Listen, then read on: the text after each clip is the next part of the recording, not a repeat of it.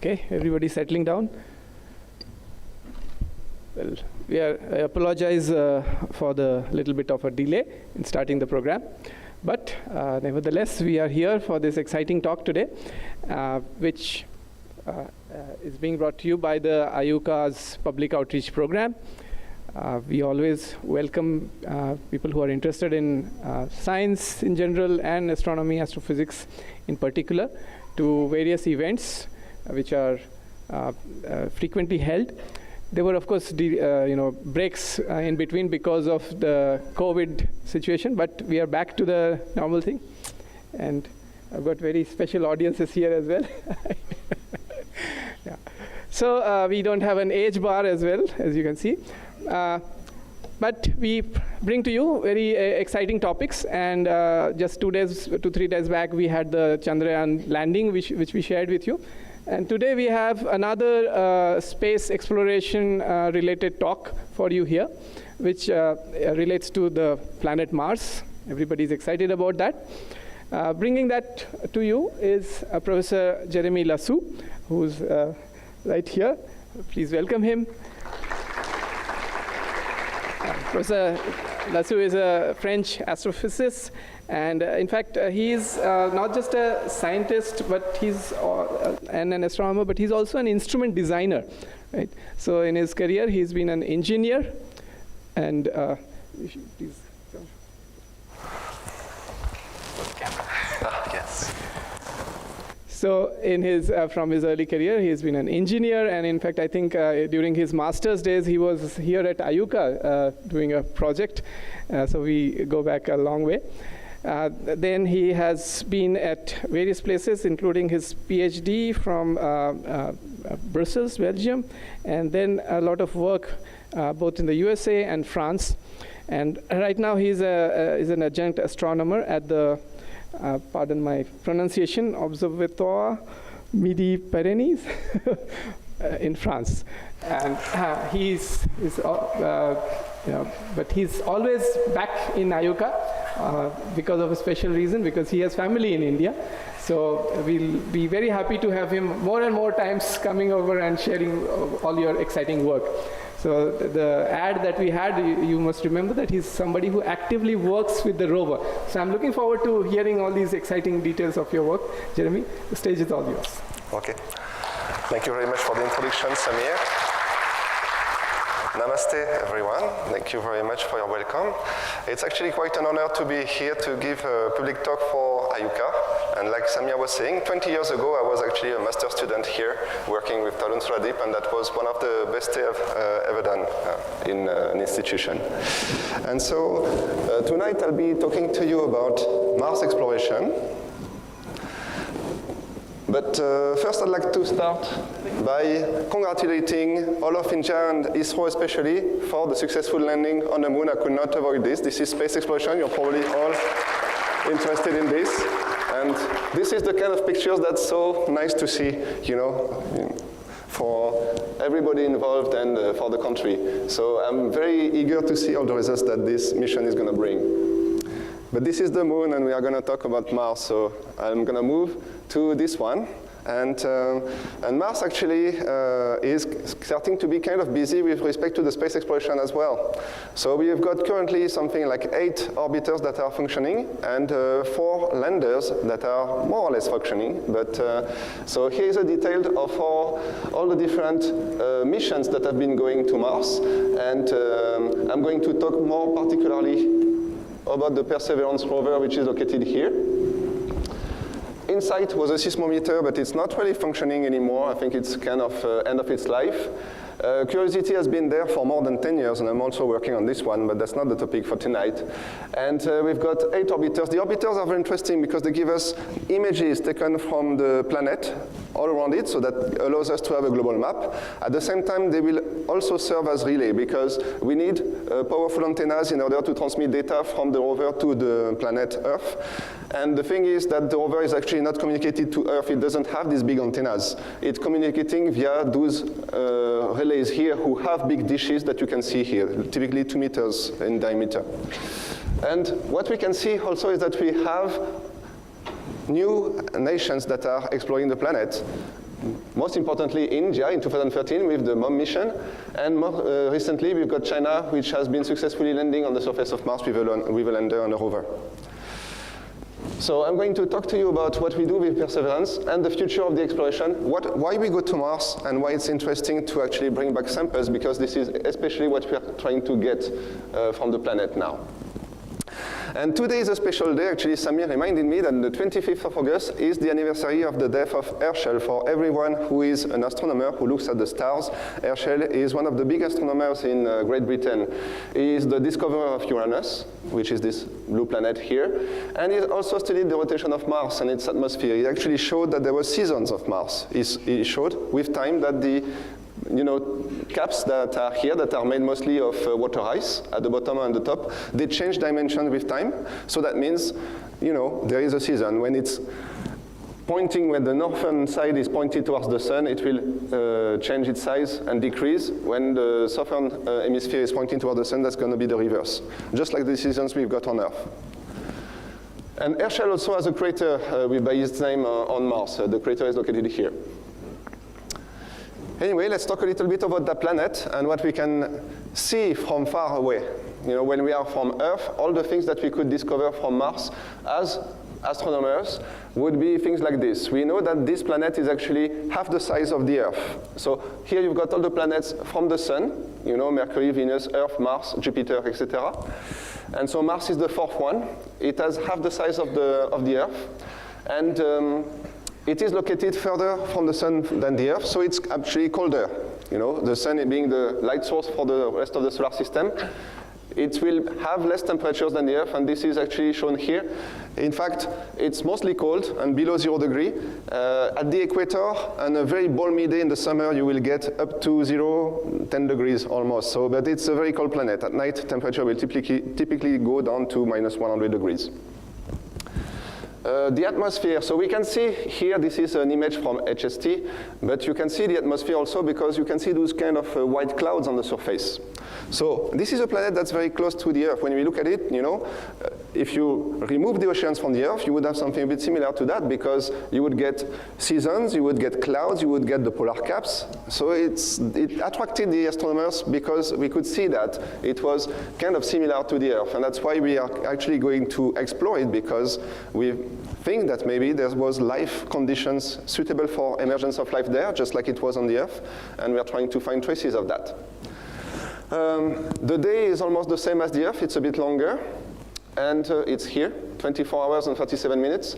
The atmosphere is very thin, so it's 1/100th of the atmosphere of the Earth. It's like as if on the Earth you were located in the stratosphere, like 30, 40 kilometers. So it's very thin, and it's mostly made of CO2, so you can't breathe it.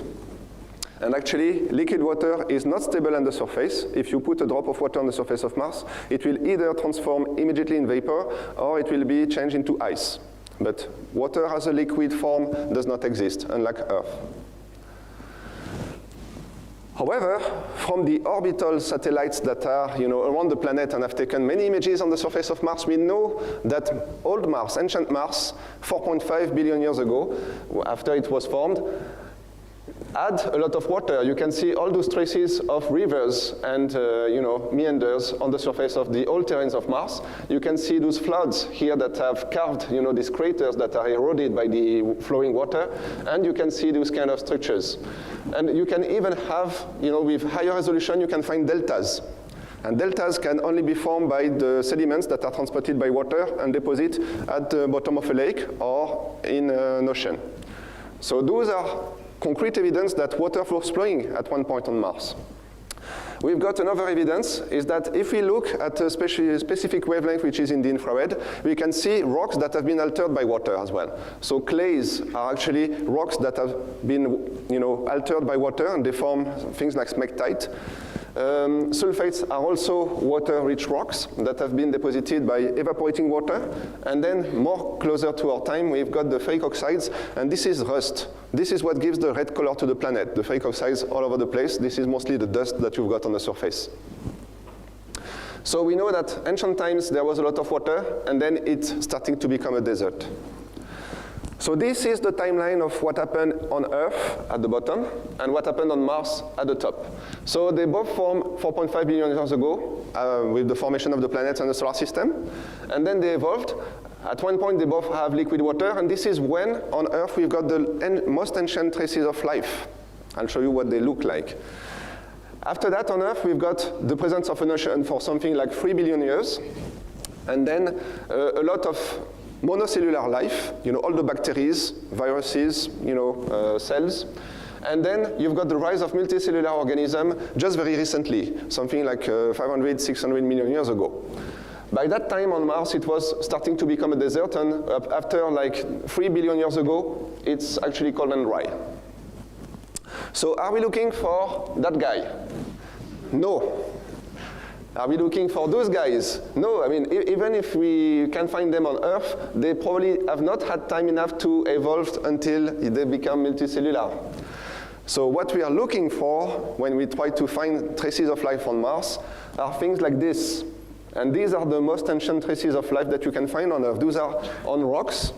And if you look at them carefully, you can see a cell wall, and inside you can find some prebiotic material, some kind of organic material that was forming the cell when it was living, but then it became rock and it became fossilized. But when we talk about fossils, these are micronic fossils. They are smaller than the width of your hair. We are not looking for dinosaurs. Nah, unfortunately, I would love dinosaurs, but why is Mars so interesting with respect to the Earth? You know that the Earth has a specificity, which is the ocean. There's a lot of climate, there's a lot of erosion happening, especially in India during the monsoon, for example. And also there's plate tectonics. Plate tectonics will actually move all those parts of continents all over the place, and it will recycle the rocks inside the planet. So it will melt the rocks will disappear. So if we look for the oldest rocks on Earth, there are only a few places that we have rocks that are more than 3 billion years old. A few places in the Alaska and Canada, a few places in Australia, a bit in South Africa, a bit in China. And that's very different from what we find on Mars, because on Mars, 50% of the surface of the planet is actually older than 3.5 billion years old. Okay?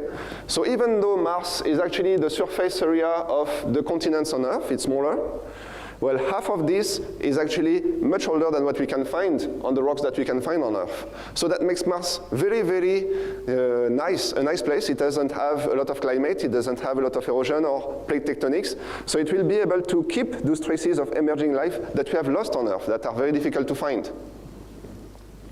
And so, in one word, that's why we are actually going to Mars, because we are trying to find traces of microbial life that have been probably preserved, and we'll try to decipher what happened on Earth, why life is present, because we have lost most of the things that happened at that time on Earth.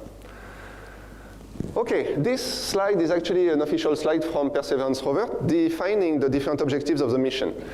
One of them is to try to get the geological context of where we're exploring. We try to analyze rocks and get, how they were formed and how they were placed there. Objective B is astrobiology. We're trying to find those traces of life I was just talking about. Objective C, this is this is the major point of that mission, is that we are preparing the sample return that will happen by 2030. So we are taking samples of the rocks and putting them into tubes that eventually someone else will go to Mars and bring them back. I will show you how. And then we are preparing a bit the next human exploration, and we had also an helicopter that I'm going to talk to you about a bit more too. Okay? But first, you need to define where you want to go on Mars. And the engineers that are preparing the mission will tell you, okay, it's very difficult to land near the poles. It's easier to go near the equator, just like going and landing on Earth. And we need to find a place that is very flat. We don't want rocks that will perturb us when we land. And the scientists will tell the engineer, but no, we have very interesting things to see in the poles, and we've got very interesting things to see in the ancient terrains where you've got plenty of craters. So we would like to land in places that are more complicated. So what we chose was Json Crater, which is located here. Actually, it's an interesting place because in this area, you can see above there, you don't have a lot of crater in that blue region. So that's a more recent part of Mars. the older part of Mars looks more like the moon. It has a lot more craters. And when water was flowing on Mars, it was going from the crater-rich place down to these kind of basins, which are lower in altitude. And so this is a place where water has flowed, probably.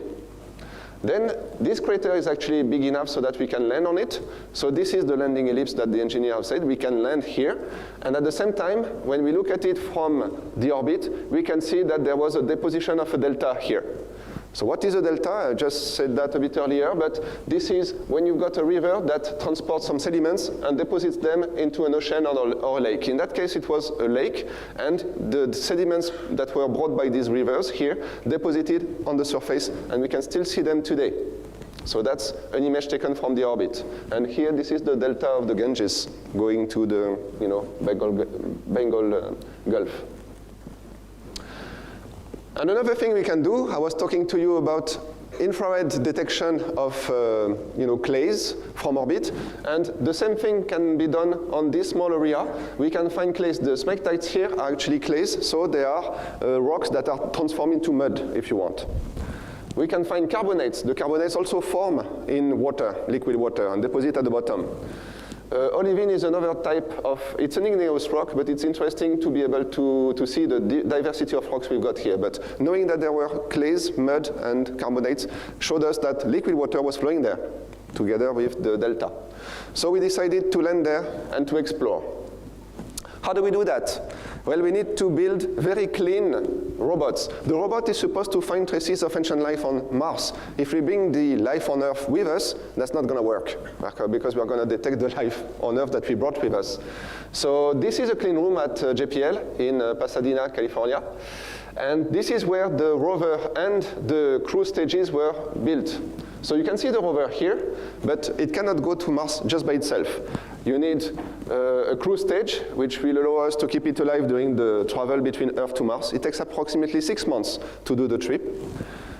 This is the back shell where you've got actually the parachute for landing. You've got the heat shield there, and everything after it's been built needs to be stacked. It looks a bit like a hamburger, if you want, but we've got the heat shield here for protection when we enter the atmosphere. You've got the rover here protected by all the rest, and you've got the crew stage there.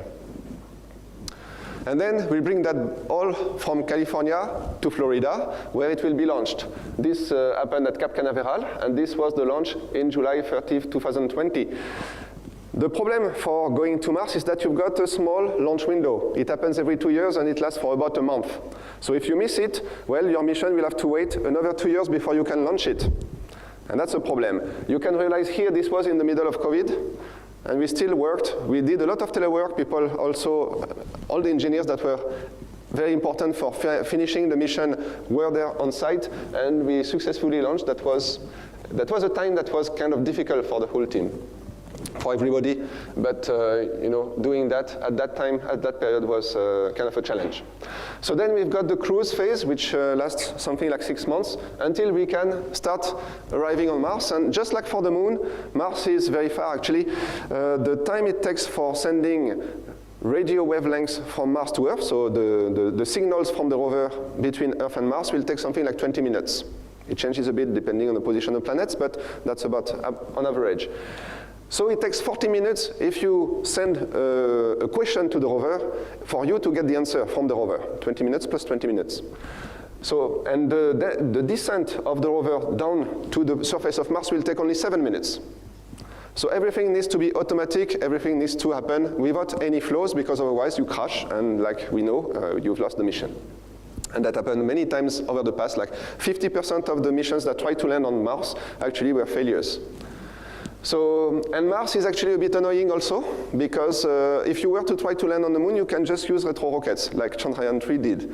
But Mars has an atmosphere, so you need to have a parachute to decrease your speed, but it's not enough because the atmosphere is very thin. So at the end, you still need to use retro rockets, which was done also on this mission. So you start by the heat shield, then you jettison the heat shield. Then you've got a parachute, and then you've got your rover plus the sky crane and retro rockets. After that, the retro rockets will stabilize. The rover will be descended at the bottom of a rope. We cut the rope, and this sky crane, the retro rockets, will actually fly over and crash somewhere else. and the rover will be safe at the surface of Mars. This is what happened on February 2021, luckily. And we know that happened like that because we've got those telescopes orbiting the planet, and we can ask the telescope to take images when we land. And this is an image from high rise, and you can see that this is the parachute and this is the rover at the bottom. If you, I don't have time to show you that tonight, but if you go on YouTube, you can see the whole video that was shot by the cameras on board the rover on board the Sky Crane. So it's quite impressive. Feel free to go there and to have a look at it. Okay, we are now safe on the surface of Mars, so immediately all the scientists will go and analyze rocks. Unfortunately, no, we have to wait. Why? Because the engineers are telling us, well, you know, we landed on Mars, but we don't know if all the systems are operating safely and healthily. So it takes actually a few months in order to make sure that all the engineering systems of the rover function correctly. The first thing we do is we are looking around the rover to see the the rocks and where we land. These are the hazard cameras. They are protecting us from potential obstacles. We also check the health of the wheels, and then we take a full panorama of the site around J0, where we landed. We verify that everything was safe on board the rover, that there's nothing else, so we look at the rover before we look around also, and we start to move the rover around. These are the traces of the tracks of the wheels of the rover on the surface of Mars, and we start to move also the arm to make sure that all the engines are working properly. And this is the first panorama that was taken by the scientific cameras, and I like it very much because you can see this is actually the delta that we've seen from orbit. You know, those hills with a resistant top, and at the bottom, the small mountains that you see there, this is the side of the crater. And actually, the goal of the mission is to explore the bottom of the crater, explore the delta, and go out of the crater to explore more rocks. So once we know that everything is working perfectly, we've got the rover moving around and starting to analyze different types of rocks. This is where we landed, Octavia Butler landing site. And what we notice is that this area is actually a mixture, I mean a border between several types of rocks. These types of rocks and these rocks here that are actually enriched in olivine, we've seen that from orbit. So our first idea was to try and go there in order to sample those igneous rocks rich in olivine that are close to us. The problem is that we can't do it there because there's too much sand. And if the rover goes into the dunes, it might get stuck in the sand. And so we decided to do all this trip down there because we knew that we could sample safely here. So the first thing that we do is we went south here, and then we came back, and then we went to the delta. Currently, we are exploring the delta. All right, time to take a little pause and to explain to you what the rover can do. I'm going to talk to you in very much details about Supercam. This is the instrument that we've built at my laboratory in the US. But we've got also MASCAMZIT, which is a scientific panoramic camera. We've got a weather station which is built in Spain, which is called MEDA. It will tell us, you know, the wind, the quantity of water that you've got into the atmosphere, these kind of things. We've got a radar that tells us what's under the rover. MOXIE was an experiment for producing oxygen for potential astronauts later, you know, just to demonstrate that it's feasible to do it with the atmosphere of Mars. And at the end of the arm, we also have a few instruments. Pixel X-ray spectrometer will actually tell us the composition of the rocks, and Sherlock will tell us the mineralogy of the rocks, so the kind of molecules you've got when we are actually trying to sample the rocks. Now I would like to talk to you about Supercam. This is the big eye on top of the mast of the rover. This part, which is the optical part, has been built in France in my laboratory in Toulouse. And we are responsible for the optics here. This is a 10-centimeter telescope. There is a powerful laser inside. And then the US actually built the spectrometers that are inside the rover and that analyze the light. I'll show you how we do that. And what we can do with this instrument are several things. This is a bit like the Swift knife of the instruments on board the rover because we are so versatile. So we can do analysis away from the rover. And the goal is to be able to have some analyses that are quick so that we can tell, because it takes approximately about a week to take out the arm and do, a hole into the rock and stuff like that. So what we want to do with this instrument is to be able to, up to 10 meters, tell what are the composition of the rocks, what are the mineralogy, and other things. So the composition is given by the LIPS instrument, which is giving you the chemistry. We've got images that tell us the texture and morphology of the rocks. Infrared and Raman Spectroscopy actually give us some mineralogical information, the kind of minerals that are inside the rock. And we even have a microphone that will tell us a few things about the sounds that you can hear on Mars. And so the first thing we could do was take images around us, and here you can see in this image the resolution you've got. Because you've got a telescope, it gets to very, very small resolution. So the NavCam, the navigation cameras, give you a context all around the rover. This is a panorama that's been done with this camera, and this is a rock that was analyzed. Then the scientific camera located under Supercam will give you a higher resolution, which is this image. And then when we do the analysis, we've got this image, which is much higher resolution, but will give you actually a resolution of 100 microns or less. So you remember that's about the size of the bacteria we are looking for. But yes, so you can see the change in resolution. The thing is, you need to take many, many images of our telescope in order to have an image big as this one or big as this one. So we are all complementary. We have higher resolution, we take smaller images. And this is one image that was taken after we landed. This is a part of the delta. And it was very, very interesting because with our camera and the scientific camera, we could decipher that this is constituted of rocks that form stratas. You can see the different stratas here. They are horizontal. And then the rocks below that have slanted strata. They are deposited at an angle. And it's not shown here, but you can see actually them here. They are again horizontal when you look much lower. And in fact, this was the first proof that we were looking at a delta deposit. Why? Because this is what's happening on Earth when you've got a delta. The river comes here with big blocks, and it will deposit them more or less horizontally.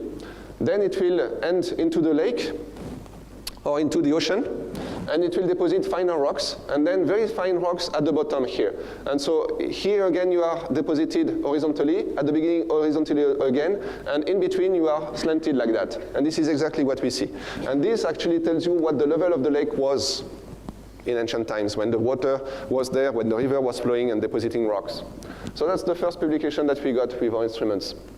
That tells you that this lake was approximately the size of Geneva Lake in Europe. All right, now I want to explain to you a bit what we do with our laser. Laser is actually a very powerful light. It is coherent light, all at the same wavelength, and I'm going to ask my colleagues here to help me with the demonstration. I don't have the same kind of laser that we have on Mars here with me, but we still have lasers because we are using them for pointing here.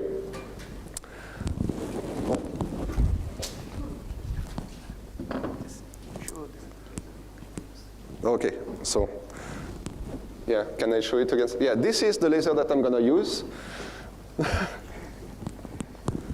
So it's much more powerful than this one. Still not as powerful as the one we've got on Mars.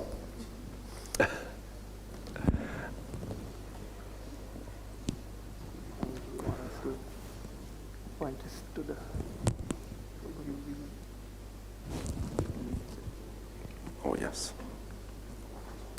Oh, like that.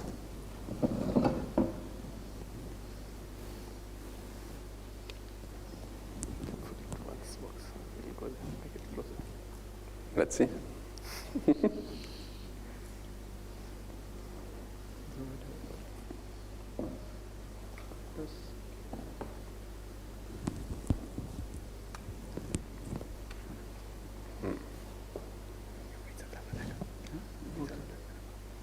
Or you can just try the UV laser. This one? Okay, so.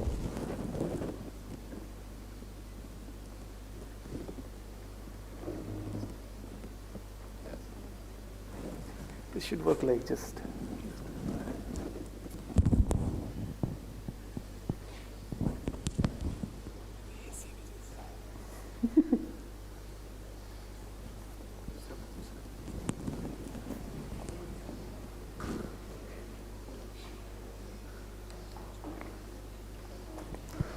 So just to say a few words, meanwhile we are trying to get the experiment on the way.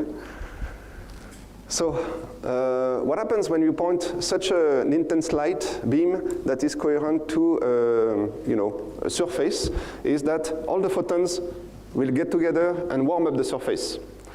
And that's what we do actually on Mars. You can see actually the result of what we do with our laser on Mars here.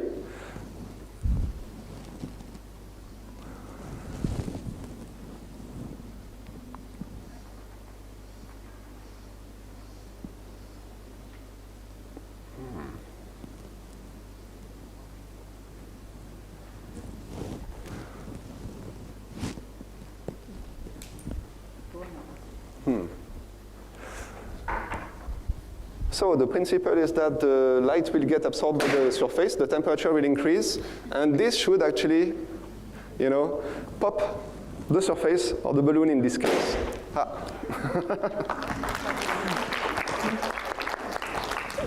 So you need to be much closer. So you've seen what that does. Just a warning for everyone, do not look into the beam of light of any laser, because this will actually burn your eye. Okay, just like it burned the balloon. What we do, you're trying another one. Let's see.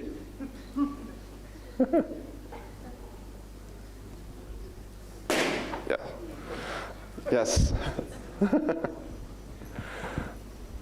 Okay, so you can see what that can do. So this is essentially the same principle, but this laser is actually a few milliwatts, like 100 milliwatts. What we use on Mars is deploying an energy, a power that is a few gigawatts. And so at this kind of power, the temperature on the surface here will rise to 10,000 degrees. This is higher than the temperature of the surface of the sun. So the atoms here will get excited, and it creates, it blows up, just like in the balloon case, and it creates a plasma, the light of which we can analyze. So here, this is a spectrum. I'm not going to spend too much time describing it, but when you look at the light here, so your eye will actually see the blue, the green, the red here, but our spectrometers are more sensitive. They go into the UV and they go into the infrared. But when you actually blow the surface of a rock, it will emit light with different lines that you can see here, a specific wavelength. Those wavelengths are exact positions of where some atoms will emit the light. So for example, here we have actually labeled the atoms. So you've got the atoms of magnesium, calcium, iron is over there with silicon. And so that gives us the whole composition of the rock from a distance, because we can shoot up to 10 meters. We got also some information from hydrogen and carbon. We are sensitive to many, many elements, and if you look closely into this kind of spectrum, we get a lot of information from the rocks. A second type of spectroscopy that we are using, so we were talking about composition. This is the atomic composition of the rocks. Here, well, this year is the 75th anniversary of the Raman Institute. And so we are using Raman Spectroscopy. This is Sir Raman, and showing different lines actually. Those lines are specific of quartz, and our instrument can actually detect them. They are here in all the kind of lines that we can detect with our Raman spectrometer. What we do in this case is that we change a bit the wavelength of our laser, and that allows us to not blow up the rock, but excite the different molecules inside the rock. And this is, for example, the first Raman spectrum taken on Mars with a diamond, which is our calibration target. And that's exactly at the position that was predicted by Raman, by all the experiments he's done. And I think he would have been extremely pleased to see that his technique is now used on different planets in the solar system. We can also use infrared spectroscopy. I'm not showing you everything that we can do, but that will also tell us some information about the mineralogy of the rocks and the molecules. We have a microphone, and the microphone can actually give us some information about the rocks, so let's see if that plays.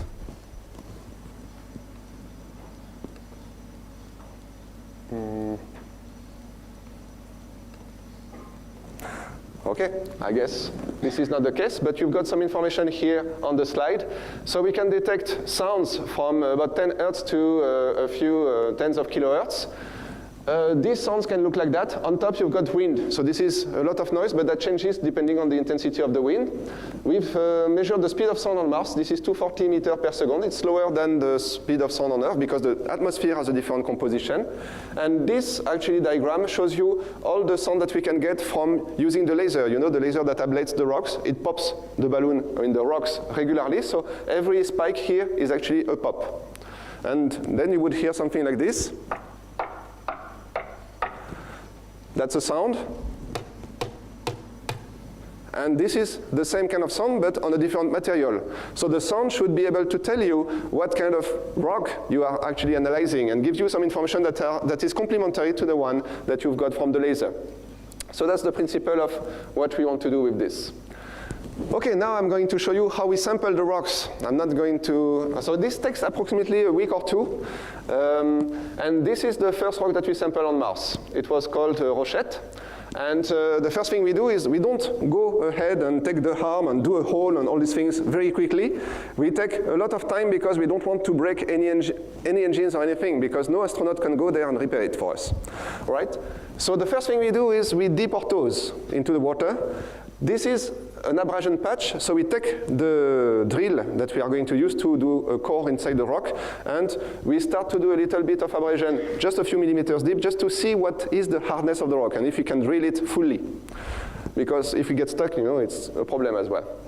And you can see that the rock has been cleaned, the dust has gone all around. We can see that there is a coating that is a bit violet on the surface of the rock, and we can see all the minerals that are inside with some white patches here and there.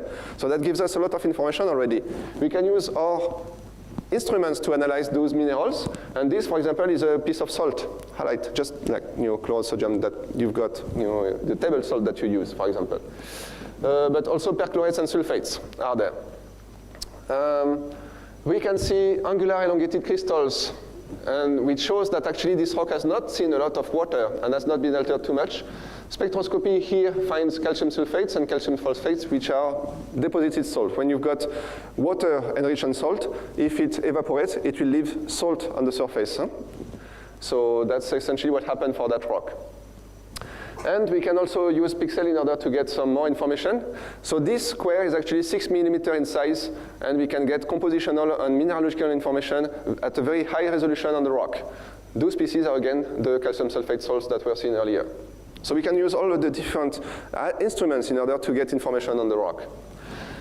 And then we can use the drill in order to get a sample. So we drill like something like 6 centimeters deep, and it's about 1 centimeter thick, and that's going to be the size of a pen, if you want. And then we keep it inside the tube. We seal the tube very hermetically in order to keep it and protect it for when we bring it back to Earth. And that's the first successful core sample we did. The first core sample we tried, actually the sample core that was inside the drill fell into onto the ground, and we sealed the tube empty. So we call it the atmospheric sample. And it's very important to also analyze the atmosphere of Mars. But since then, you know, we've taken images to be sure that there was a piece of rock in them before we sealed the tube. Right.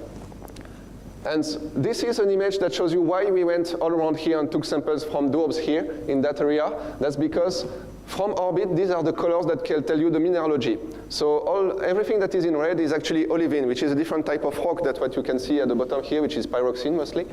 And so we went there and we discovered that this huge chunk of bedrocks is actually an olivine cumulate, something that forms at the bottom of a magma chamber on Earth typically. So we are trying to get to the history of all the rocks and how they deposited at the bottom of the crater with that. Right. The rover is located here. We also had a little helicopter on board, which is called Ingenuity. And it was designed to do 5 flights. And it's recently done its 55th flight. So it's still working and still following us. But it was a demonstrator for showing that we could actually fly on Mars. Of course, the first thing we do with the rover is we go away from the helicopter after we deposit it on the ground, because we don't want the helicopter to suddenly fall on us and destroy part of the rover. So this is the zone of security that we had. But even then, we could see from the cameras on the rover the first flight of the helicopter here, and then it came back down. and it did many such flights and went further away. It has cameras at the bottom that tells us things about rocks that are located further from the rover. Caching. So we've got 43 tubes. I told you and I showed you how we can take samples of rocks. So we've got 43 potential tubes that we can fill up with those samples. Actually, it's going to be less than that because first we've got 5 witness tubes. The witness tubes are tubes that we leave empty and bring back to Earth in order to make sure that, to ensure the kind of contamination that happened with the others. Because they've done exactly the same travel, the same journey, but they did not have any rocks. So if we see that there's been contamination from those, we know that the same contamination could have happened to the others. So this is going to be a witness. And then from the beginning of the mission, what we wanted to do, because we never know if the rover may, break. So we wanted to be safe and take samples enough to bring back to Earth very early on the mission. And that's what happened last December. So all the samples that we've done early in the mission were taken in doubles. So this is a list of all the sample collection that was done with all the different places where we've sampled. And all of them that were done at the bottom of the crater and early part of the delta were done in double so that we could deposit half of it last December on the ground. In case the rover breaks down and cannot be used anymore, we can still bring back something like 12 samples that were deposited in this area at the bottom of the delta and that are interesting to bring back to Earth for looking for traces of life and for understanding the geology of Mars. So that was done last December. Right now, the rover is currently exploring the delta. So we've deposited the samples there, and we've kept half of them with us. And we are still sampling. So this is a new sample, this is a new sample, and this is where the rover is located. This is where the helicopter is located. And we are climbing up the delta. We are going to go out of the rover by next year. Out of the crater by next year. And then we are going to sample the rocks outside the crater, which have a different history than the rocks inside the crater. And that's going to form the full set of samples we want to bring back to Earth. If you want, all the images that we get from Mars, they are available on the NASA website, and you can vote for them. This was the image 2 weeks ago. That's an image from Supercam taking an image of the helicopter from afar. And that was voted the best image of the week by the public. Feel free to vote. Okay, Mars sample return. What's going to happen? It's very complicated to bring back samples from Mars. This is actually the first step. We've brought the samples, we put them in tubes, we've left them on the surface of Mars. Someone else needs to bring them back to Earth. If you want to bring them back to Earth, you need to build 3 Mars missions, essentially. You need one to go there and land something like a rocket. You need a rocket that will go from the surface of Mars to the orbit around Mars. And you need a mission that brings back those samples back to Earth. The next slide should show you actually a small movie about how we envision that is going to happen.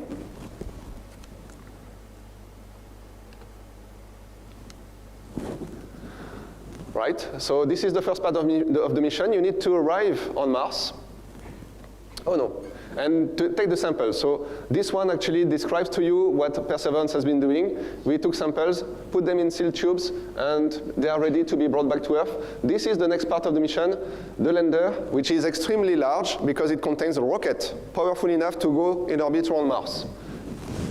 In order to go in orbit around the Earth, you need 11 kilometers per second. For Mars, it's a bit smaller, but it's still 5 kilometers per second, so it's pretty fast. Those sample tubes will be put into that rocket. They will be sealed again. And they don't have a launch pad on Mars, so the easiest thing to do is to make the rocket jump into the air and then blast it. So that's what's going to happen here, like that.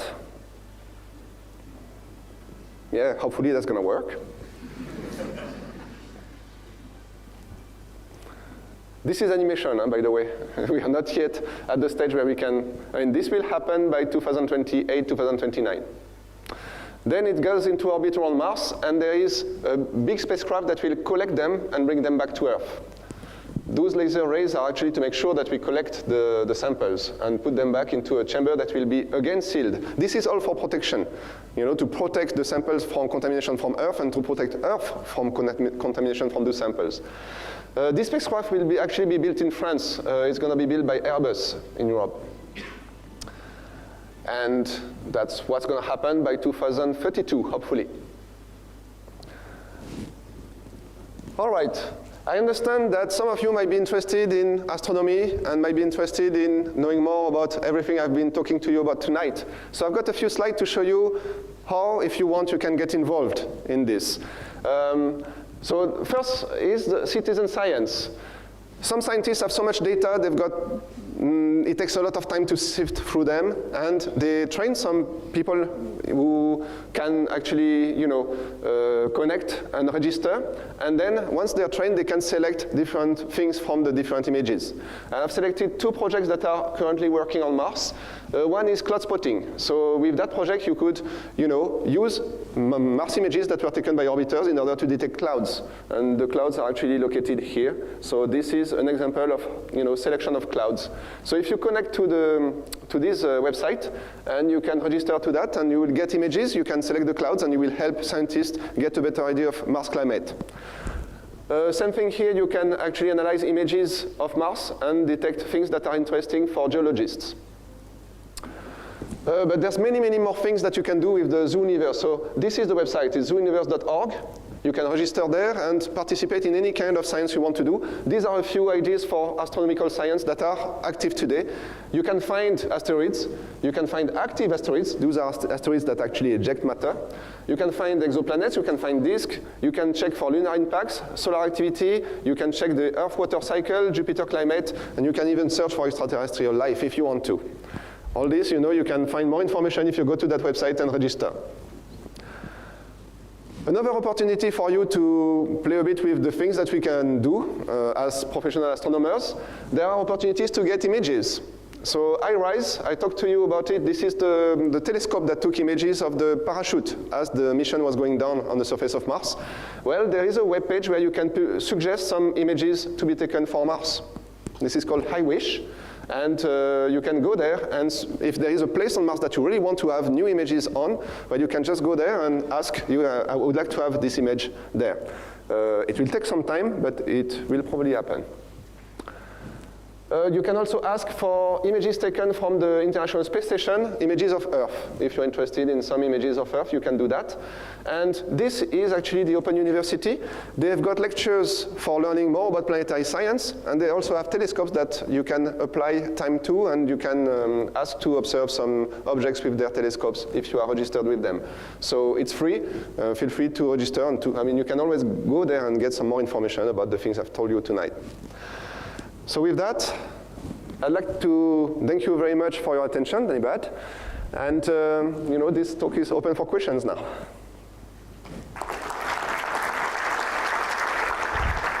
Thank you, Samir. Thank you so much.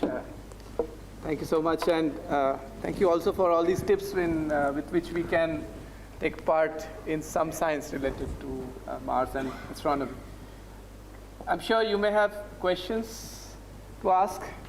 So please raise your hands. We'll come to you with the microphone, and you're free to ask the questions, please.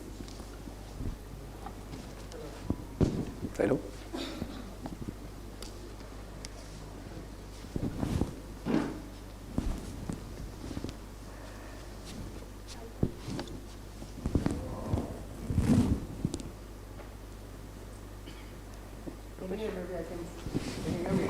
Yes. Quickly. Yes. There's another mic. Hello. Thank you for a nice presentation. I just wanted to know what's the advancement you have in perseverance compared to the Curiosity. Well, so the question is essentially to know what the difference is between Curiosity and Perseverance. Exactly. Yeah. The 2 rovers look very much alike. Actually, they were made to look alike because that saves money when you design the full architecture of the mission, right? But actually, if I may go back.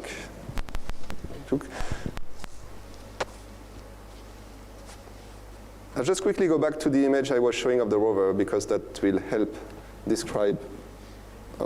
Here we can see it. So yes, it looks very much like, but it's a bit different. Where there are some things that are very, very similar. The kind of antenna we use. At the back, this is the radioisotope generator. So this is actually powered by plutonium. And the plutonium actually will create some heat that is used to create electricity for the rover. Unlike smaller rovers, we cannot use solar panels for this one. And so both rovers have actually radioactive material to make them work. Supercam is actually an instrument that is a second generation instrument with respect to ChemCam, which is the instrument on Curiosity. ChemCam can only do LIBS and take images. And here we've got the Raman and the infrared spectrometry, which gives us more information, and the microphone. So we've improved the instruments that we have here with respect to what we had at that time. Curiosity does not have a radar at the back. The instruments on the arm actually have higher resolution, and there is also Raman for Sherlock. So we didn't have at all Raman spectroscopy for Curiosity. So it's very difficult to, Curiosity had different instruments on board. So the big difference is actually here, in the middle of the rover. What we had for Curiosity was a big laboratory that was 40 kilograms that was telling us the mineralogy and the composition of the rocks at a very detailed. We could get isotope composition, dating some rocks, and get some very small molecules. We could detect methane. We can't really do the detection of methane with this rover because we don't have this instrument. What is in the middle here is so these 40 kgs were used for a carousel where we put all the tubes that we keep with us after drilling the rocks. And so that rover was really dedicated not to do a lot of science on the surface. There's science, but the biggest part of the payload is this capability to sample the rocks, to keep them safe, so that another part of the mission will be able to bring them back to Earth. So that's the big difference, it's there. Instead, for Curiosity, you've got two very sensitive instruments for the geology. I have another question. You said you are using a laser of gigawatt, right? You are using a laser of gigawatt power, right? How are you getting that much power, right? You don't have solar panels. How are you generating that much power for the laser? So the actual energy we use is 14 millijoule, which is not that much, but it has such a high power because the spot of the laser lasts for only 5 nanoseconds. So if you divide that, energy by the time, you get a huge power in a very short amount of time. That's how we do it. Okay, so it's a pulsating laser, right? Yes, not a it's a pulse laser. Okay. And how exactly do you seal the samples, right, to make sure it is not contaminated from the other parameters? So I'm not a full specialist of how we seal the samples, but we've got a tube that's made, I think, mostly in titanium. So we know what it's made of, and this is not a material that's very common. So that will help with not contaminating the rock too much. And then the sealing properties, I'm not too sure. It has a sealant that will once it's sealed, actually we cannot unseal it. So once it's sealed, it's blocked, and then it prevents contamination from the environment to the best of what could be available. But I'm not too familiar with it. Okay, thank you.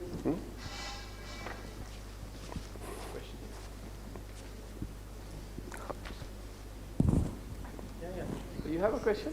All right. let's go with the little. Sure. First, just yeah. I have two things to ask. The first thing is, you have to make 3 models, one to reach there to Mars, and you explain that. So, how do you place it all in one large rocket? So the thing is, we are going to use essentially 2 big rockets. No, it's going to be in different parts. So like you saw the big spacecraft that will bring back the samples from Mars to Earth. This one is going to be launched in a separate rocket. And then for sending the rocket to Mars, we'll need a big rocket just as big as the one that brought the rover to Mars. That should be sufficient, but maybe they will make it a bit bigger. So yes, there's going to be 2 big rockets for it. good question. Hi. Maybe I would like to add. Sorry. Shall we give a chance to others? Sure. Hi, the images that you showed for the proof of the presence of water, so I have a doubt whether those can be due to some other liquid. That's an excellent question, and actually that was debated strongly into the scientific community. Let me just quickly go back to that slide, and we can discuss it. This one, right? Maybe I'll keep it like that. So you are wondering whether this is truly due to water or not. So the few, well, especially those, when we see them from orbit, this is very difficult to do by other things. So the different possibilities that you may have on Mars is, for example, CO2 is in the atmosphere, and it's so cold that CO2 can get deposited as a solid, and it could, melt if there is a higher pressure. But the thing is, the properties of CO2 as a liquid and all these things make it more difficult to make these kind of structures. It would be much easier to do it with water. Those structures also, you can see the islands and all these things. You will need a very high quantity of CO2 to be able to do that, and it would need to be frozen at one point and defrost and flow. So it's kind of difficult to do that this way. Water should be very abundant and should have the right properties if you have enough pressure, which we think was the case when Mars was very ancient. So that's the common hypothesis that we take. But some features we think are made by CO2, especially recent ones. So maybe you heard about gullies. So there are some avalanche type of features that are formed right now on Mars. And if they are close to the southern pole, we think that they can be due mostly by CO2 rather than water, liquid water. Actually, we've got, for the very recent features, liquid water does not really stay very long on the surface of Mars. So those very recent features, we think, can be due to other processes. It's difficult. But the ancient ones, those size of rivers, they are very, very large. I mean, you can see the scale here. It's hundreds of kilometers long, and with erosion for a long, long time, and the structure of sediments and deltas. We know there was a lot of water at the beginning of the planet. It's easier to think that it was made by water. Thank you.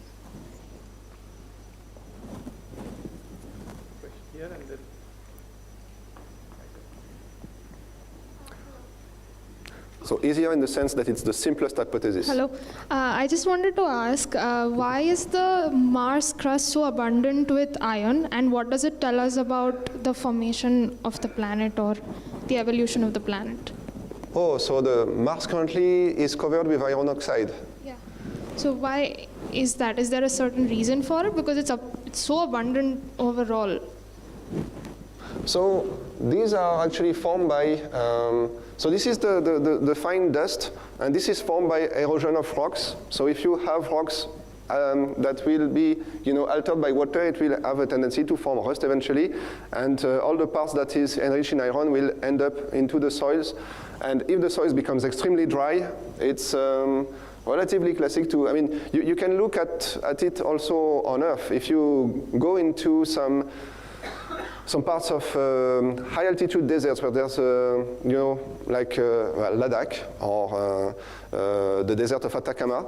So those kind of soils will be relatively enriched in iron as well, I think.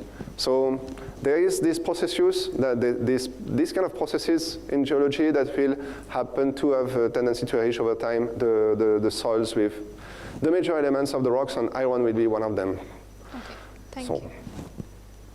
So part of the water that was there initially ends up being, included in some of the rocks because it will form the clays, it will form the sulfates, and it will stay there. So some of the rocks are also hydrated. During the time when Mars possessed liquid water, what was the nature of the atmosphere that Mars possessed? And do we detect any traces of it now? Like, for example, there are a lot of ferric oxides present in the soil of Mars. So is that some evidence of oxygen in large amounts being present during the time liquid water was present on Mars as well? So, well, let me start by so the current hypothesis for what happened on Mars earlier for the atmosphere is that it was, again, a CO2-rich atmosphere. And we think that what happened with Venus, that's what happened with Earth, that's what happened with Mars. The early atmosphere of Earth was probably enriched in CO2 as well. That's typically a gas that will be ejected by volcanic activity, including also some SO2 gases, so sulfuric. And the thing is, this will be enough to produce some pressure on the surface of the planet that will be sufficient to keep water liquid. You don't need to have an atmosphere like the one of Earth now, which is very peculiar because it's out of equilibrium. Oxygen is a reactant. It will have a tendency to combine with the rocks and form, ferric oxides and stuff like that. So the Earth atmosphere is very peculiar, and you need life in order to make it stay that way. So we don't have. It's a very interesting question because we've got very few hints about whether the atmosphere was different from CO2 early on. First, if you want to have a climate that's very warm on early Mars, you need to have some other kind of gases. I think one of them is H2, but not really oxygen. We've got some traces of high oxygen activity on Mars, ancient Mars, from some of the rocks, but we think it was probably not global. So the question with respect to whether there was a large amount of oxygen in the atmosphere of Mars at one point, the current consensus is that it's probably not the case. There might have been a few spots where it was very active, but that was limited to the best of my knowledge. Thank you. Good evening, sir. My question is, considering all the landing missions, or we can say the missions which were on the Mars, which would be a better site for studying geology or doing geological practices? That's a question that everyone can ask themselves when they look at the planet. If I go back to the map of Mars, a lot of geologists have studied the planet in details, and they found many different places on the planet that could be highly interesting, for studying the kind of things we're looking for and for studying the geology at large. So maybe Valles Marineris. This is the biggest canyon in the solar system. It's like 7 kilometers high, but it's very difficult to land there. So the engineers will tell us, no, we can't really go there. Maybe we'll be able to explore it in the future because we are working on having big helicopters exploring the planet, but that's not for tomorrow. So we define a lot of places that would be of high interest, combining the things that I was showing you, if you've got delta or hints of water activity, if you get also the infrared signatures, and then there is, in order to select the final landing site for such a mission, because it's relatively expensive, it's $2.5 billion, so it goes into several stages. There's at least 3 workshops where scientists all over the world will gather and discuss the different possibilities. And so everyone will come with their favorite place on Mars and discuss why this is the best place to try to find what we try to find.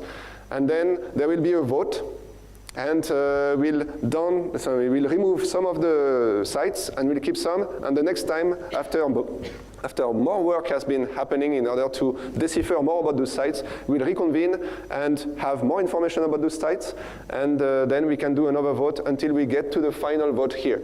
And even then, when we vote for the last one, and we've decided to go to J0, things may change. So we do a classification with the favorite one, and then the next one, the backup one, if you want, because maybe we'll discover that in the end it's not possible to go to the first one. So we'll go to the second one, because that was the second best one. But yeah, that's essentially how it works. And it's, to the best of what we can do, it's as much as we can democratic. So.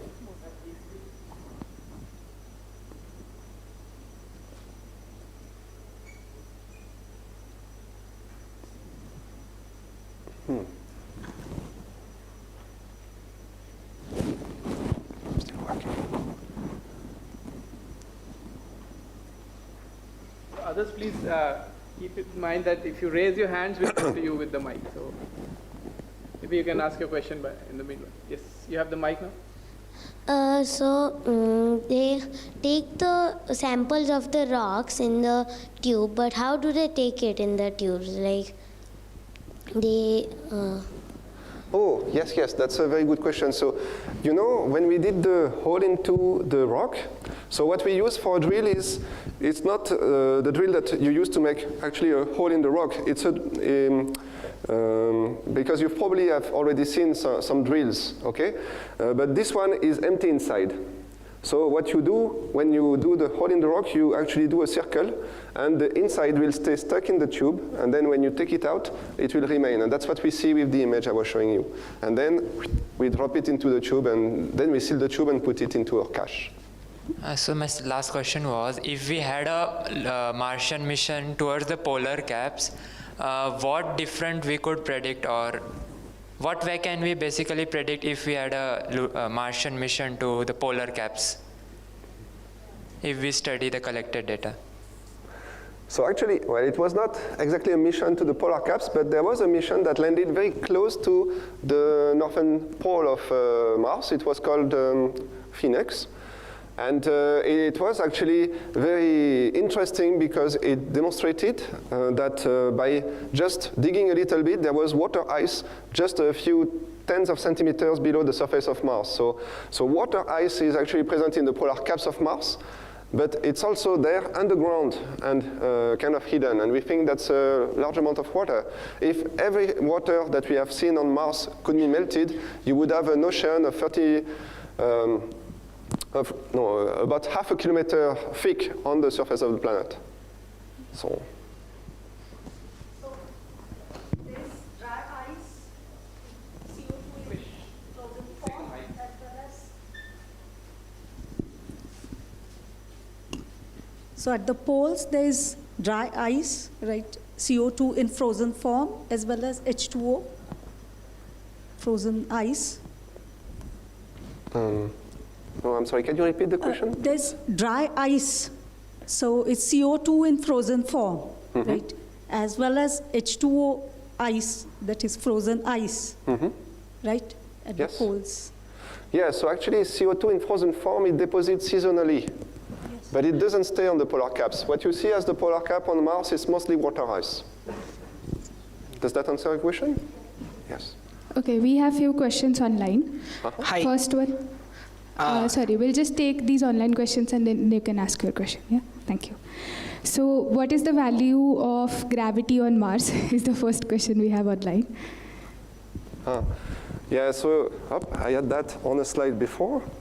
The gravity on Mars is lower than the Earth. It's like, so yes, it's like 40% of the Earth. And so it's, you know that the gravity on the Moon would be lower, so like 1/9 of the Earth, but here we've got like 1/3 of the Earth. So it would be smaller than the Earth, but you can still feel it, and that should not be any problem for the astronauts, if that's like the goal of the question. Okay. Another one is from Soumya. She asks, can perseverance be used to take spectroscopic images of Earth for bio and techno-signature studies? Can you repeat? Can perseverance be used to take spectroscopic images of Earth for bio and techno-signature studies? That's a very interesting question, because we use some spacecraft and we point them back to Earth and try to see whether we can get a signature of the Earth and the life on Earth in order to test technologies to detect life on exoplanets. Well, the problem with Perseverance is that it's on the surface of Mars, so there will be the atmosphere of Mars. So the atmosphere of Mars will contaminate your signal. And then our spectrometers, I mean, the Earth is in the sky, but it's still bright, but it's not as bright, sufficiently bright for us to actually get a spectrum from it. So I don't think we can do that. We can do it with our analysis for the rocks, because the spark is very bright and very close, but we probably can't do that with Earth, unfortunately. Right. And the last question online we have is, what is the difference between ChemCam and Supercam? So ChemCam was this instrument that could do the ellipse analysis by using the powerful laser. We can create this plasma spark, and that gives us the composition of the rocks. With Supercam, and we could take an image, we could take an image with it. With Supercam now, what we have added is the infrared spectroscopy and the Raman spectroscopy. We've got color images, and we've got the microphone. So just to show you on this slide here, so ChemCam was essentially doing this and taking black and white images. With Supercam, what we have is the mineral structure, the sounds with the microphone, and the mineral and organics from the Raman Spectroscopy. So everything on the bottom line here is new.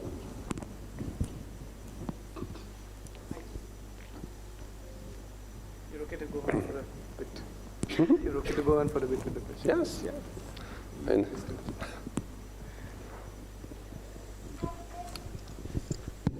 Hi. If anything mysterious or uncommon thing is found, so how do you classify or study that thing? so if anything serious? Mysterious or unknown thing, yeah. Yeah. So it happens that we find some things that are kind of weird. I remember when we were on Curiosity, one day we found a little piece of metal on the ground, and it was clearly not a piece of rock. And so we were asking ourselves what kind of thing it was, and it was actually a piece of Teflon that fell from the rover. But we had to think about it a long time because, this is something that we brought with us. But initially we were thinking, well, that looks man-made, but how come it came there? So there are a few, and there are also some rocks that have very weird shapes. And I remember there was a rock that was looking, again, very artificial. And actually there was a public request to NASA saying, this rock, people had seen the rock on images and they thought, well, that could be interesting, the scientific team wants to go away, let's ask. So they asked NASA and they said, we want more analysis because we are not sure it's a rock. Maybe the scientists are sure, but we are not. And so we stayed a few more days and we did more analysis and we showed that, it was not a proof of extraterrestrial life. But yes, so sometimes we can see some very, very peculiar things. But the first analysis we'll do is, does it fit into the context of geology that we have? Is it a rock that has been eroded in such a way that it has a very weird shape? And if we look at a different angle, will it look different? That's typically what happens with the face on Mars. The face on Mars is a mountain on Mars that looks like a face on the Viking images. But if you look at it from a different point of view, you see that it's actually a mountain because the shape is actually made by the shadows it projects.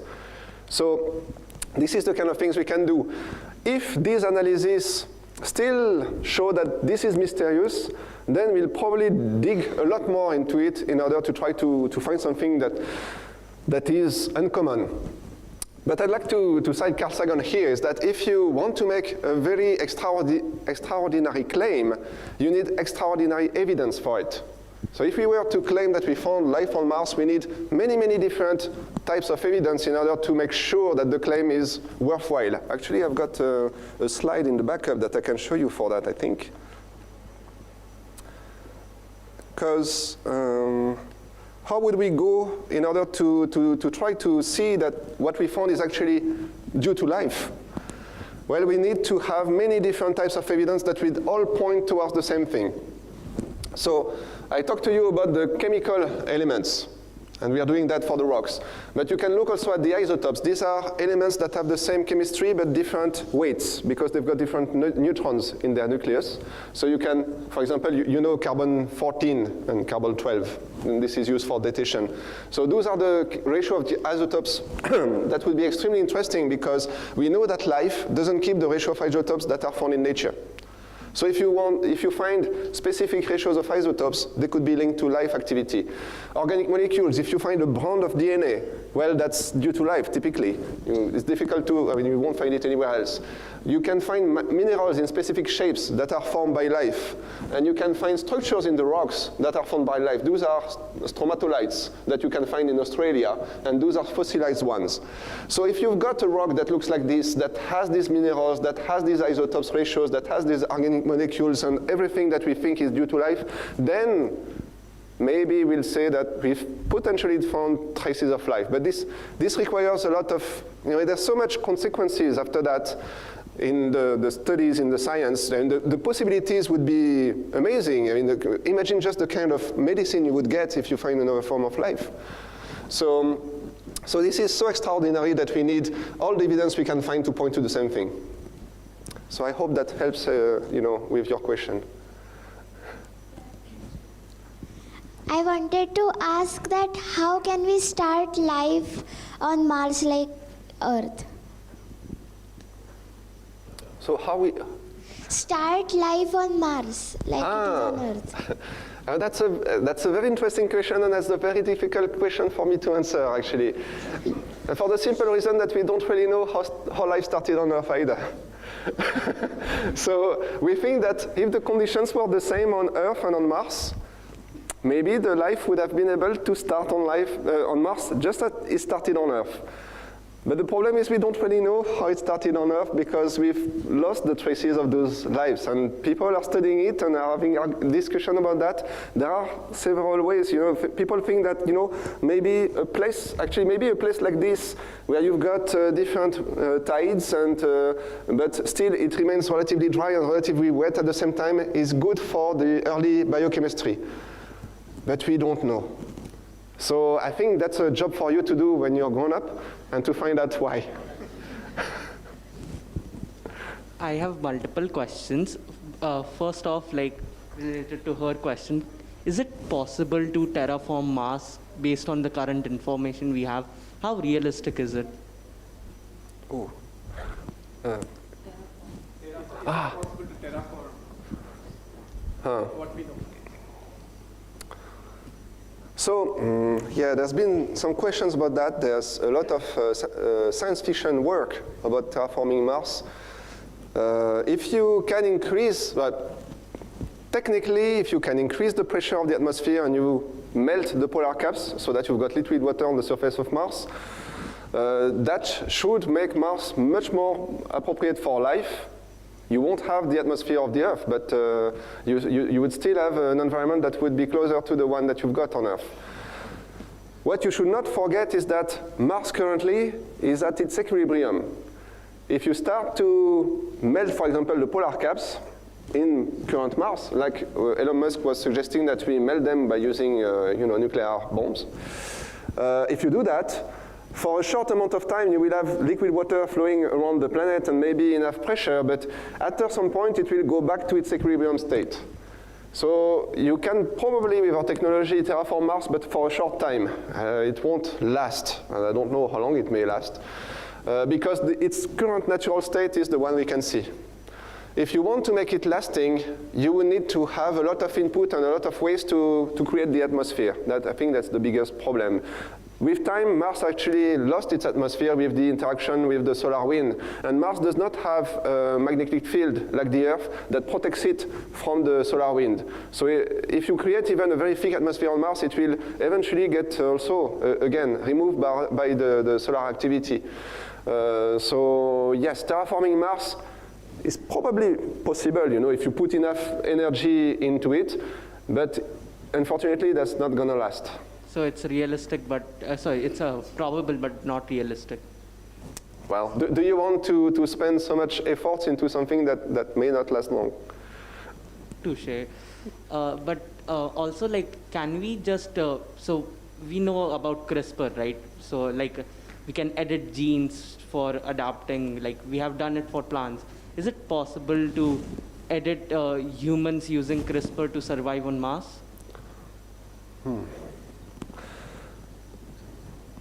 Well, that's going very, yeah.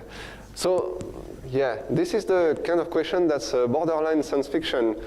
I don't know what can be done with the future of medicine. Maybe there are some things that can be done like that.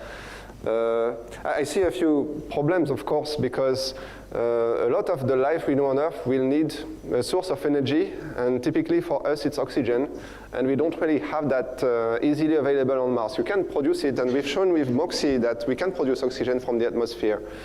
Bioengineering life so that it could survive on Mars? Well, actually, we've got already some life on Earth that can survive very extreme environments.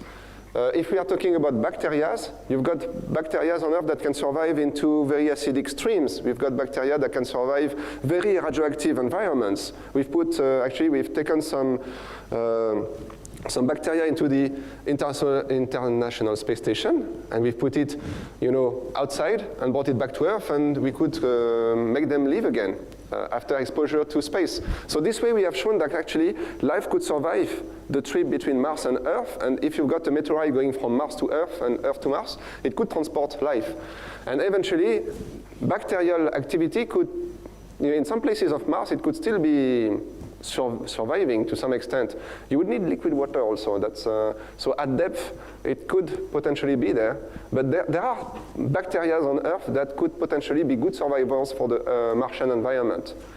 For humans to survive this harsh environment, you need to add, need to survive without oxygen, maybe without water, a lot of radioactivity coming from cosmic rays and also radiation. So all this, and these are the problems that we actually, when we think about trying to go with humans to Mars, these are the kind of problems we need to solve. We need to have enough water, we need to have enough food, we need to have oxygen, and we need to protect ourselves from radiation, and those are not easy. Maybe future medicine will help us in some cases. I'm not sure we'll be able to engineer ourselves to live there. Also, for communication between Earth and Mars, is there any better way other than radio waves? Can we use? I have just heard about it, but can we use gravitational waves to communicate? It's pretty far-fetched, but is it possible? I'm just interested. So, theoretically, it could be possible. The technology that you need to do that is probably not available yet. You need the antennas to emit it, or the ways to emit the gravitational waves, and the antennas to detect it. In principle, I think, in theory, that could work, but we don't have the technology. So far, the only thing that we can do is the radio waves, and that goes at the speed of light, so it's the fastest we can go. Actually, the gravitational waves, they also go for speed of light. So I don't think speed of light, so it's not going to go faster, actually. Yeah, but it won't go faster. But, when there is the large distances, there can be discrepancies between transferring of information. Mm-hmm. Yeah, so should it provide greater detail of information, for using gravitational waves? I would.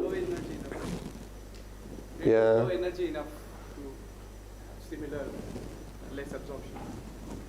I don't know if that's going to be... You can have a conversation later. Yeah, we can discuss a bit more later. Last two questions here in these rooms. Thanks. So I had one question. So what kind of shielding materials is used on this rover to protect from the erosion that is happening due to the atmosphere or the climate on Mars? Apart from titanium and some prominent polymers that are used on spacecraft. Yeah, I can't tell you all the materials we use. There's a lot of aluminum to make it light. There's titanium for some parts. We use gold also because it's a good conductor. But no, it's not that much the climate of Mars that is such a problem.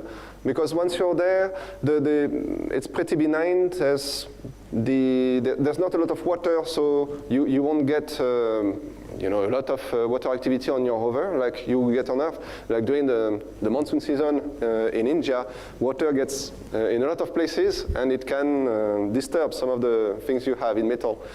We don't have a problem with water, and the atmosphere is very thin. The wind is, even though the wind can be very fast, it's actually the strength of the wind is very low because the density is so low. So actually, that's on the movie The Martian. Yeah, this storm of dust initially, technically on Mars it should not have enough strength to make things fly. And the rover should be fine with that. More difficult would be the radiation. But so this is actually harmful for humans, but for rover, because we have double, for example, we have a redundancy for the memory, for example, and the cameras are hardened. So we take the materials that are hardened to radiation, and they survive Mars. The thing that we try not to do is to make the rover move during the night, because the temperature goes to -100 degrees, and that's very bad for the motion of the engines. So typically we try to avoid making the rover move during the night. We need to warm up the rover if we want it to move. also during the day actually. So this requires a lot of energy and we want to avoid that. But apart from that, the environment is pretty benign. There's only one risk that is strong for the rover, but very, very low probability, is if we get a meteorite. So, but that should not happen. Is any study done for the same, like studying the erosion or the damage caused to such rovers, like the problem with InSight? It can be because of one such storm damaging one of the instruments. So is there any particular study done for this? Oh, we are looking at the cycle of dust and the cycle of water clouds and all these things. So we got a good idea of the climate. And it should be very benign to the rover. Maybe another thing that you're thinking about is when we had Curiosity and we were driving Curiosity, we made holes in the wheels. But that was due to the fact that those rocks are very sharp. And when we put the wheels on them, the wheels were not thick enough for the kind of rocks we encountered. So for the new rover, the Perseverance rover, we've got thicker wheels. That helps. And we've not pierced them anymore. Hello, sir. My question is, initially, why don't we have a life on Mars?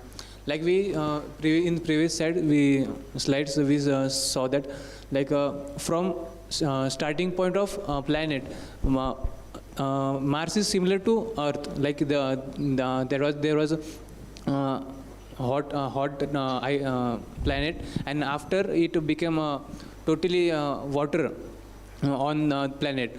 But what different happened in Mars that it became totally dry desert, and instead of evolving the unicellular organisms?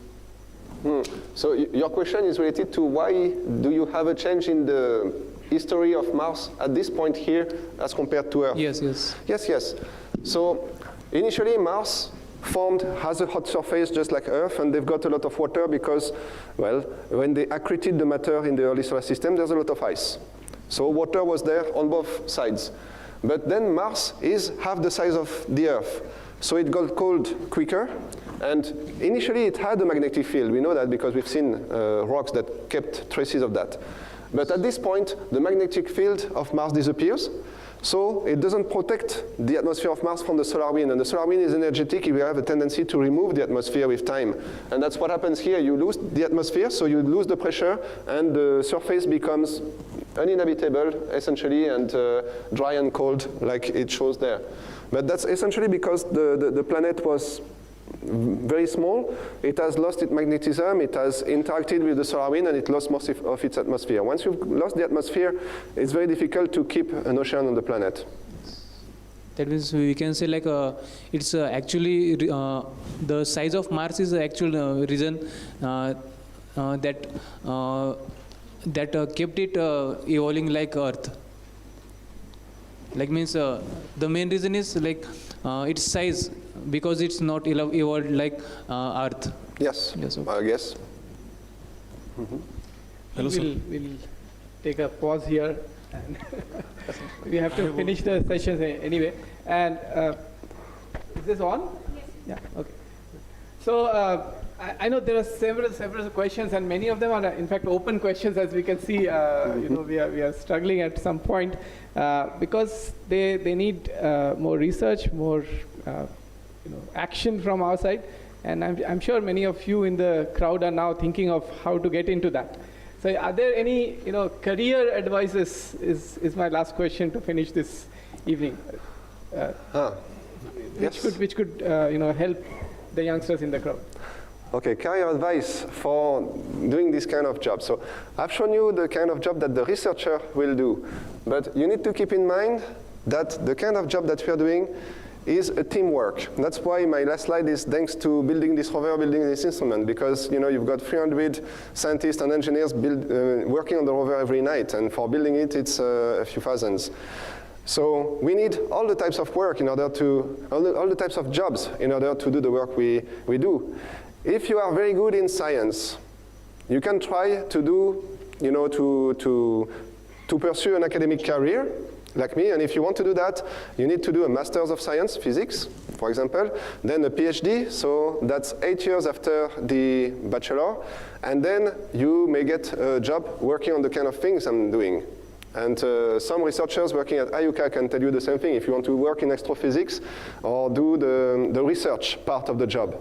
But in order to do that, you need engineers that will be able to build this kind of instruments. You need technicians. You need to have electronicians who will build the electronics for, doing the laser that we do. You need opticians to make the laser and to make the optics of the telescope that we are using. You need even administration, because without administration, we wouldn't get our funding. We wouldn't be able to get the budget, and we wouldn't be able to get the kind of projects that we do.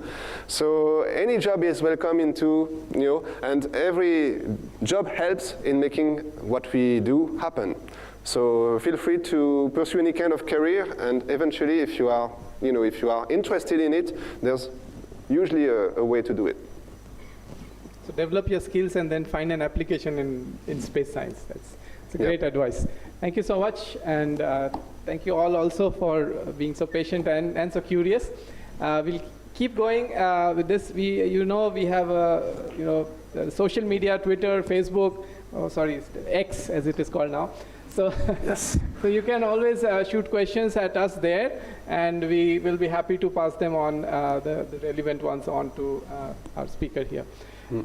Other than that, of course, we appreciate your lovely visuals and very detailed slides and presentation. Thank you so much again. Let's have a great clap for. Thank you very much.